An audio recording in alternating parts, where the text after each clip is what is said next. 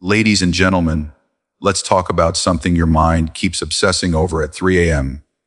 You look at this avoidant person you love and you think, if they actually wanted me, wouldn't they act different? Wouldn't they say it, claim it, show up fully? There is a pattern you've seen so many times that it feels like madness. They pull away, they go quiet, they vanish into their own world. And just when you finally start to accept it, when you're exhausted from replaying everything, when you tell yourself, that's it, it's over, their name pops up on your phone like a ghost, a tiny hey, a random meme. I saw this and thought of you. And every time it happens, you start doubting yourself again. If they wanted me, wouldn't they stay?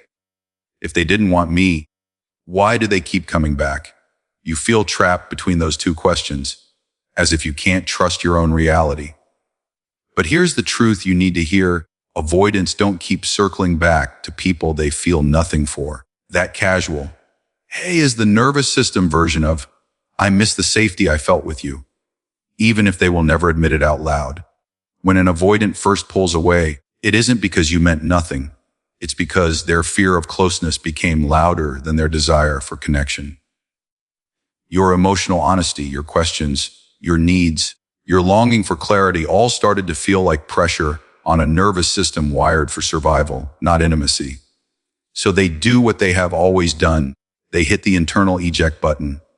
They convince themselves they need space, that you're better off, that they're not built for relationships. In that first phase, they'll insist to themselves, I had to leave. This is healthier. I'm better alone. They may even feel relief.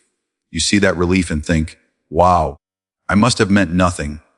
But what you're really watching is a scared system decompressing after being pushed beyond its emotional capacity. Then time passes. The dust settles. Their life fills up with noise, work, distractions, maybe other people, routine. On the surface, it looks like they've moved on. But underneath, something they didn't plan on starts happening. Your absence stops feeling like freedom and starts feeling like a hole. The good things you brought into their life, the way you understood them, the way you grounded them, the way you cared about their inner world, don't just evaporate because they walked away. Their avoidance can block expression. It cannot erase attachment. So late at night, in moments of quiet, when their defenses are tired, their mind goes to you. They wonder what you're doing, who you're with, whether you still think about them. They tell themselves, I'm just curious, but that curiosity keeps pulling them back to your world. This is when the circling begins. They open your profile. They scroll. They check your stories.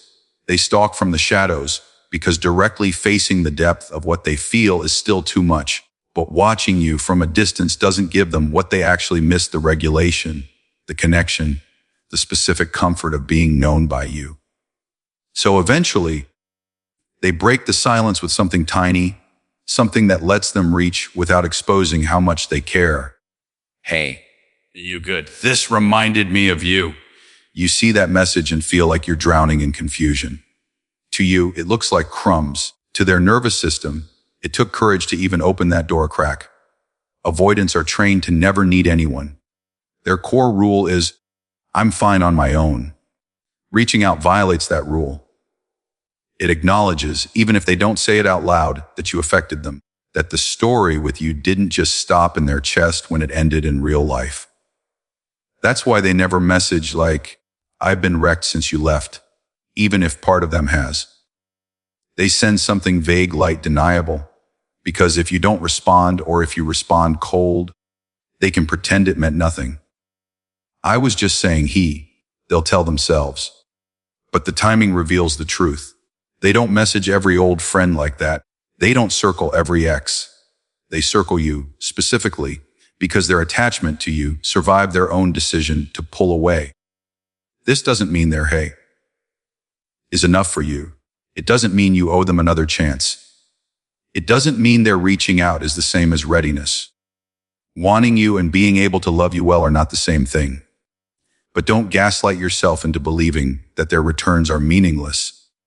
If they truly did not care, if you were just a passing distraction, avoidance would have cut the cord cleanly. The emotional cost of coming back would be too high for a nervous system obsessed with safety. They'd stay away and never risk rejection, never risk feeling the weight of what they lost. The very fact that they keep breaking their own distance to re-enter your life is proof that something in them refuses to fully let go. So when you see that pattern, pull away, circle back, pull away, circle back. You're not wrong to feel like you mattered. You did. You do. Their attachment to you is real. Their capacity to handle that attachment is what's limited. You can hold that truth without making it a reason to stay in a cycle that hurts you. You can say, I see that you keep coming back. I believe that means something. And I also see that if you can't stay, that has to mean something too. Their circling proves they want you more than their ego will ever confess. Your response decides whether wanting you quietly is enough, or whether you finally require a love that doesn't just come back, but actually learns how to remain. One of the most confusing things about an avoidant partner is the way they act like they don't care, and yet they notice everything. On the surface, they may come across as detached, chilled out, unbothered by the small things that mean so much to you. They might not always respond the way you want when you express your feelings. They may look away, go quiet, shrug, or change the subject. And that makes you think, they're not listening, they don't care, nothing I say ever lands. But then out of nowhere, they prove they've been tracking you far more closely than they ever let on. They remember the exact day of that exam you were nervous about. They ask about the coworker who made a rude comment 3 weeks ago. They show up with your favorite snack when you've had a bad day, even though you swear you only mentioned it once in passing. They'll say, did you ever solve that issue with your sister? How's your back now? Is it still hurting? You seemed down yesterday. What happened? And you're left thinking, wait, you noticed that? That's not random. That's not accidental. That is an avoidant nervous system that refuses to admit how invested it actually is, quietly hoarding data about the person it's afraid to lose. Avoidants don't distribute that level of attention to everyone. They may be polite, friendly, or even charming with many people, but they do not emotionally track every acquaintance's moods, preferences, and worries. That kind of detailed memory takes energy, and a person who spends so much time trying to protect their emotional bandwidth doesn't spend it where nothing is at stake. If they're remembering the way you take your coffee, the songs that calm you when you're anxious, the exact phrase you used when you described your worst fear, that's attachment. They make a show of being low maintenance, go with the flow. I don't think that deep about things, but their behaviors betray them. The brain doesn't store what it doesn't value. If you keep seeing proof that they've stored pieces of you, it means those pieces matter. You see it even more clearly in how they respond to your emotional shifts. You might think they're tuned out, but watch what happens when your energy changes. You stop texting as much, and suddenly they're the one saying, you've been quiet, everything okay? You sound flat on the phone and they ask, you're tired today? Huh. You try to act normal when you're hurt, but they look at you and say, something's off with you. What is it? They might not respond perfectly when you tell them, but the fact that they noticed is the clue. Avoidants are hypersensitive to emotional climate, especially in the people who matter to them. Their own survival wiring makes them constantly scan for danger, changes, shifts, tension. When you're the person they care about, that scanning locks onto you. Are they pulling away? Are they mad at me? Are they hurt? Did I go too far? They may not verbalize those questions, yet they're running in the background of every interaction. That's why they sometimes get defensive or weird. When your mood drops, they feel something is wrong, and their fear flips on, even if they can't put it into words. It's frustrating because their awareness doesn't always come with emotional skill. They see your mood change, but don't always know how to comfort you. They remember what you said weeks ago, but still freeze when you cry. You might think, if you notice all this, why don't you show up better? And that's fair. Their noticing doesn't automatically equal healthy behavior. But it does tell you that you are not invisible to them, no matter how much their avoidant fast aid tries to convince you otherwise. They are paying attention from the shadows, watching your emotional weather like someone who cares what storm might be about to hit. Sometimes their tracking shows up in small, almost silly ways. They send you a link to a song you once said you loved months ago. They avoid planning something on a date that's painful for you because they remembered that's when you lost someone. They say, "Don't wear those shoes. Your ankle always hurts when you walk too much." And you're stunned that they even clocked that pattern. They'll recommend rest when they hear that tired tone in your voice that most people miss.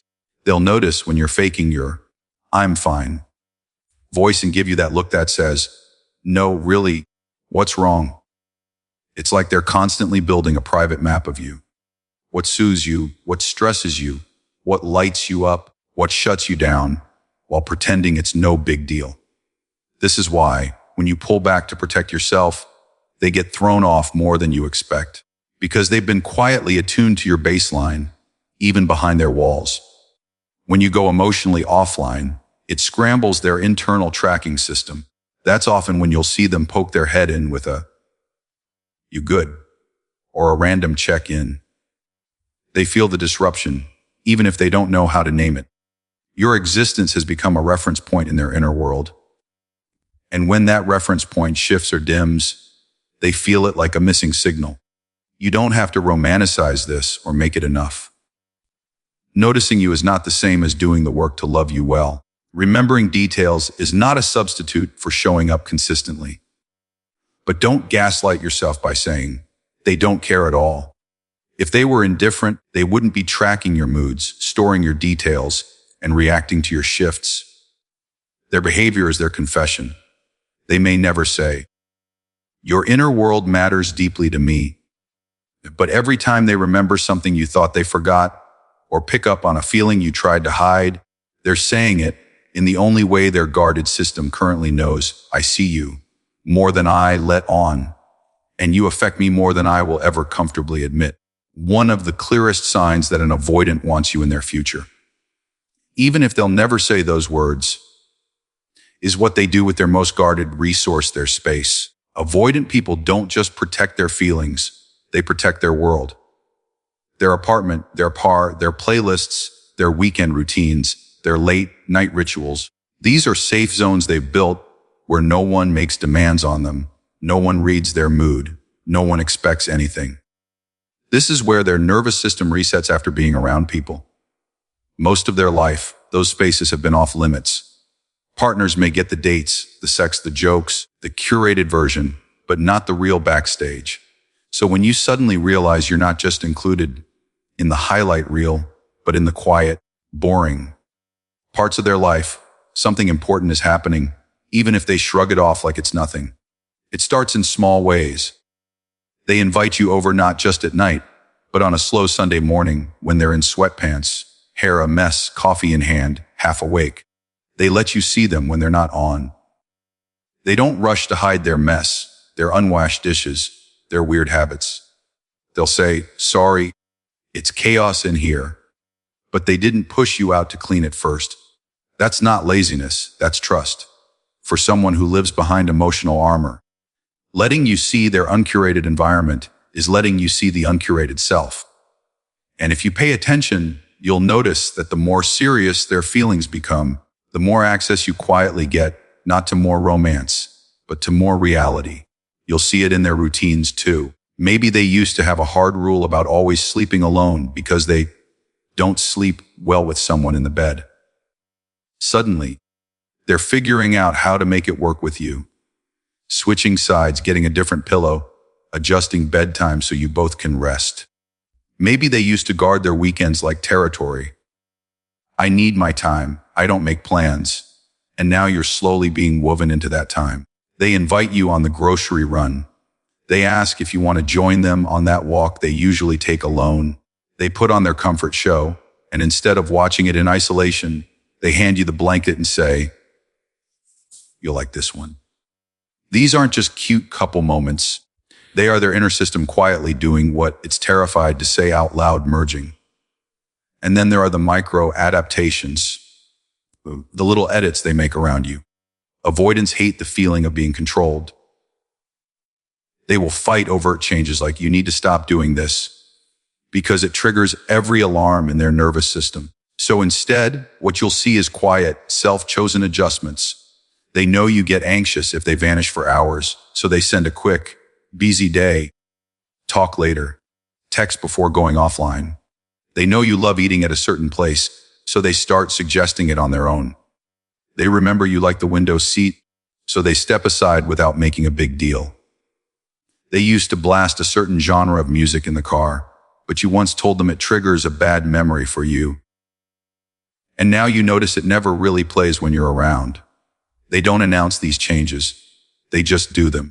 People do not alter their autopilot for someone they plan to keep at arm's length. You don't rearrange your sacred alone time, your home, your rituals, for a passing fling. An avoidant might hook up, flirt, and have fun with many people, but the ones who get folded into the boring, daily life, those are the ones their system is secretly bonding with. If you're the person sitting next to them while they pay bills, cook simple meals, scroll mindlessly, rant about work, collapse after a long day, you're not just another chapter.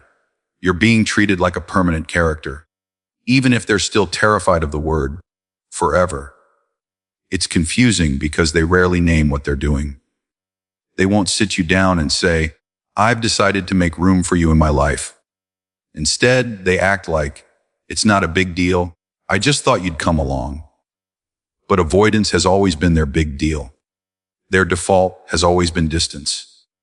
So when default starts bending in your direction, interpretation matters. You could tell yourself, they're just comfortable, and dismiss it. Or you could recognize that comfort is something they only allow around people their nervous system has quietly labeled as safe. Of course, this doesn't mean you should accept proximity as a substitute for actual commitment. Being in their space is not enough if you're still starving emotionally. You still get to want words, clarity, definition. You still get to expect effort, repair, and growth. But it's also true that in the language of an avoidant, letting you into their protected spaces and routines is one of the deepest confessions they know how to make. They're saying with actions what their mouth chokes on. You are not just a temporary guest in my life.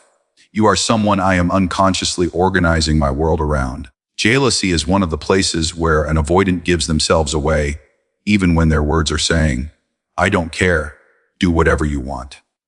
Remember, their identity is built around not needing anyone, not being bothered, not being affected. So they will never sit you down and say, "I'm scared of losing you." Instead, it leaks out sideways in tiny reactions and often comments that, if you look closely, tell you everything about how attached they really are. Watch what happens when someone else starts getting closer to you, emotionally or physically. You mention a new friend a few too many times, and they suddenly say, "Wow, you're always with them now." You laugh a little extra at someone's joke and they go quiet. You post a photo with somebody they don't know and their energy shifts. Shorter replies, weird jokes, a random, "Who's that?" thrown in like it's nothing. They might make fun of the person. They might act dismissive. "He looks like a clown. She's not your type. That guy is obviously into you." They'll laugh, roll their eyes, change the subject, anything but admit the truth. "I'm feeling threatened. I don't like the idea of someone else having the access to you that I've had." Avoidants hate the feeling of dependency, but they hate the idea of being replaced even more. They might not want to label the relationship. They might resist commitment conversations. They might insist on taking it slow. But let someone else start occupying emotional real estate in your life, and suddenly you see the possessive streak come out. Not always in dramatic, obvious ways. More often in subtle positioning. They'll text more when they sense you're busy with someone new. They'll suddenly have time when you've been too busy for them. They'll leave a comment on your post where someone else also commented, almost like they're staking territory without saying it. It's not random. That's the attachment. They deny finally bumping into the reality that you are not an object they can put on a shelf and expect to find untouched whenever they're ready to come back. You might notice that when you were fully available, always answering, always around, always emotionally open, They were relaxed, almost careless. The invisible contract in their mind was, I can have space because you'll always be there. Jealousy cracks the contract. When they see you laughing with someone else, building routines that don't include them, talking about new connections, their ego feels something it doesn't like. I'm not the only one anymore. And because their whole defense system is built on not needing, they won't say, I want to be your person. They'll say things like, don't get too close to them. They seem fake. Or, you've changed since you started hanging out with them. Or, now you don't have time for me. It sounds like criticism of the other person, or like they're teasing you, but underneath it is fear. I'm losing influence over your world. Jealousy is also where their contradictions show. On one hand, they want freedom, distance, room to breathe. On the other hand, they want to know you're emotionally anchored to them, even while they take that space. When someone else appears as a possible anchor, someone who listens to you, shows up for you, makes you laugh, supports your dreams, the avoidant part of them feels cornered.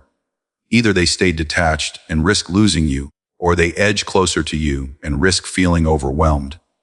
That discomfort you see in their eyes when you talk about another person is the tug of war between those two fears. They might get moody after a simple story about your day with someone else. They might pick a small fight, suddenly become critical, or withdraw and then reappear more attentive. On the surface, it looks irrational. Underneath, it's the internal alarm screaming, you matter to me more than I'm comfortable with, and I don't know how to handle that. It's important to recognize that their jealousy, while revealing, is not the same as proof of maturity. Someone can feel jealous and still not know how to love you well. Their possessiveness doesn't automatically mean they're ready to communicate, or show up consistently. But don't gaslight yourself by pretending you're imagining it when their energy clearly changes around other people. An avoidant who truly doesn't care will not track who you're with, will not subtly compete for your attention, will not feel the need to probe, comment, or reclaim their spot when someone else steps in. The one who acts unbothered and yet tightens up when someone new comes close, that's the one whose nervous system has already decided, this person is mine. Even while their mouth insists, we're just seeing where it goes. So when you see those small flashes, the sideways comments, the sudden attentiveness when you're busy, the quiet sulk when you give someone else your focus, understand what you're looking at. It's not just pettiness. It's not just ego. It's a long-term attachment that's been living underground, suddenly realizing it has something to lose. They may never say, I want you forever, but jealousy is the slip where the truth peeks through.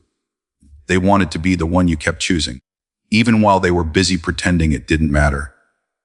There is a moment with an avoidant that almost never gets the credit it deserves because it doesn't look dramatic from the outside. But inside their nervous system, it's like an earthquake. It's the moment they stop just showing you their strength, their independence, their I'm fine, and start showing you the parts of themselves they secretly hate. At first, you only get the curated version, the competent one, the chill one, the funny one, the one who doesn't need anyone. They'll tell you stories that make them look in control. They'll talk about difficult things, but with distance, like it happened to someone else. They're present, but not exposed. Then one day, the tone changes. Maybe you catch them on a rough night. Maybe something in life hits harder than usual. Maybe they're tired of carrying it alone. And for the first time, you hear something like, I always ruin things. I'm scared I'll mess this up with you. Sometimes I feel like I'm not enough. Or, I don't know how to be in a relationship. That is not just venting. That is them opening a locked room inside themselves and letting you stand in the doorway. Avoidants are built on shame more than most people realize. Underneath the I don't care exterior is a deep, painful belief. If you really know me, you'll leave. That belief didn't come from nowhere. It came from years of feeling too much, too needy, too sensitive, too messy for the people who were supposed to love them. So they adapted. They shut down their visible needs. They learned to be low maintenance, self-contained, not a burden. They became the calm one, the strong one, the one who doesn't ask for help. And the price of that armor is that their shame never gets exposed long enough to be healed. It just grows in the dark. When they start letting you see the broken places, they are breaking their own survival rule. They are risking the very thing they're most afraid of, being seen and rejected. You can hear the difference in how they talk. Before, if you tried to get close to their wounds, they'd either make a joke, go intellectual, or shut down entirely. You'd ask, "Why do you pull away when things are good?" And they'd say, "I'm just like that," or "I'm busy," or "You're overthinking." But when they start trusting you on a deeper level, the answers shift. When things are good, I freak out because I'm waiting for it to blow up. I saw so much chaos growing up. Good never lasted, so I don't trust it. When you need me, I feel like I'm going to fail, and that terrifies me. Those are not excuses. Those are confessions. They're letting you see the scared child behind the adult behaviors, the one who's been driving their reactions the whole time. You might notice they choose strange moments to open up. It might be late at night, when you're both half asleep and their defenses are lower. It might be after an argument, when they realize they've hurt you again and can't hide from it. It might be when you've backed off and they feel you slipping away, and something inside them panics and blurts out what they were never planning to say. "I know I shut down. I hate that about myself. I feel broken sometimes. I don't know why loving someone scares me this much." These sentences are heavy for them. They've carried them in silence for years. Saying them to you is like putting a fragile glass object in your hands and watching, terrified, to see what you do next. How you respond in those moments matters, not because you're responsible for their healing, but because you're either reinforcing their old belief or offering them a new experience. If you mock, minimize, use it later as a weapon, or explode right then, their nervous system goes, "There it is. This is why I don't open up. I knew it wasn't safe." If instead, you can hold your own feelings and still say something like, "Thank you for telling me that. I'm not going to use this against you. That makes sense, and we can talk about it." Their system learns something it's never known. Maybe my shame doesn't have to stay hidden for me to be loved. That doesn't mean you swallow your hurt or ignore patterns. It means you can say, "This behavior still impacts me, but I see the pain underneath it," without crushing the part of them that just stepped out of hiding. The deeper truth is this: avoidants don't show their shame to people they consider temporary. They might vent about stress, complain about work, share surface-level struggles with anyone.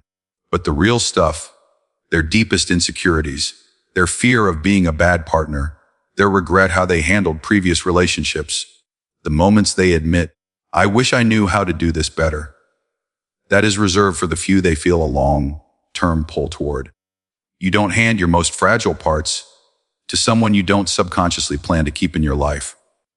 In their language, "Hair is the part of me I hate the most," is often the closest they can get to saying, "I want you to know all of me because I quietly want you for a long time, even if I still don't know how to be that person perfectly for you." There is a moment in an avoidance story with you that tells the truth louder than anything they've ever said. And it's not when they're calm, distant, and in control. It's when they're scared of losing you and they start breaking their own rules. Their rules have been the same for years.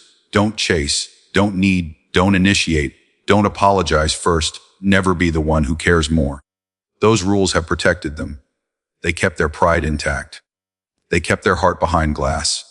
They let them walk away from people without ever really feeling the loss. But then there's you. With you, those rules start to hurt them as much as they once protected them. They try to do what they always do: shut down, say nothing, wait for the storm to pass, assume you'll eventually calm down and come back like you always have. Only this time you don't. Your messages get shorter. Your energy gets quiet. You stop chasing. You stop explaining. You stop fighting for something you can't keep fighting for alone. And somewhere inside them, a different kind of panic starts to rise. Not the panic of, "I'm being overwhelmed," but the panic of, I might have finally pushed away the one person who actually saw me. At first, they'll try to smother that panic with the usual stories. They're just mad, they'll get over it.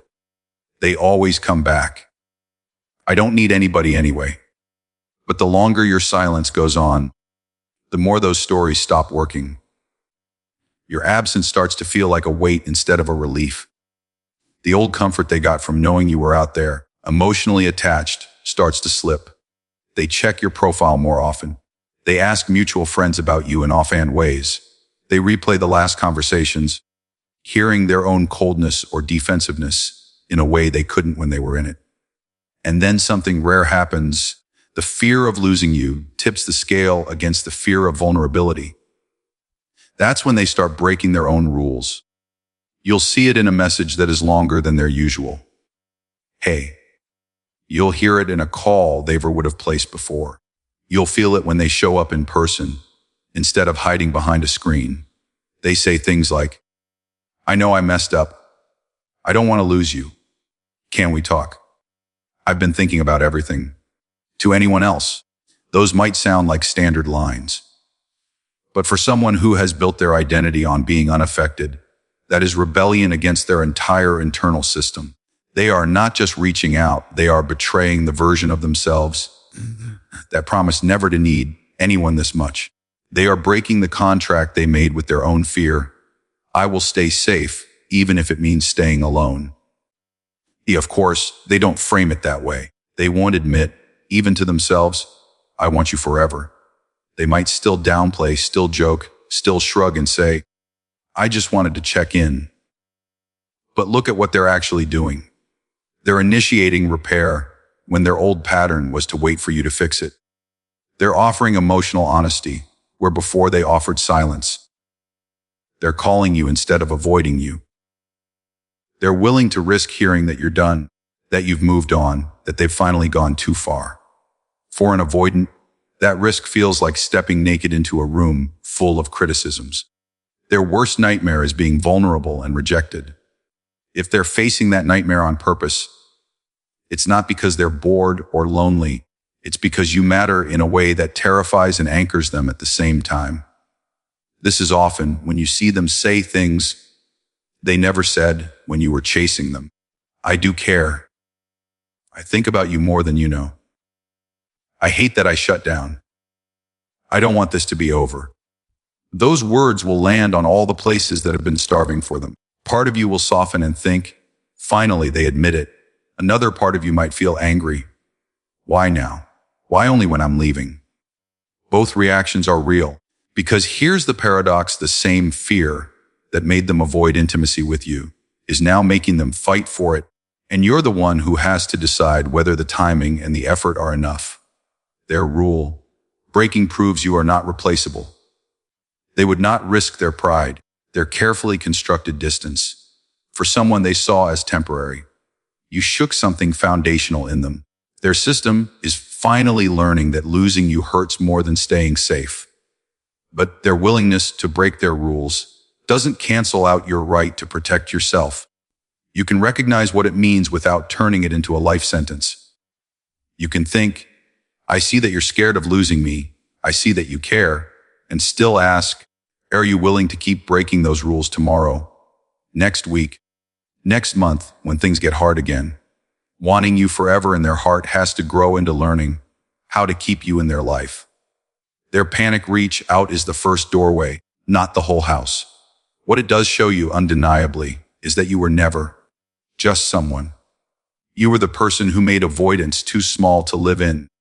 You were the one who pulled a confession out of their behavior that their mouth still struggles to say. That letting you go completely feels worse than facing everything they've been running from.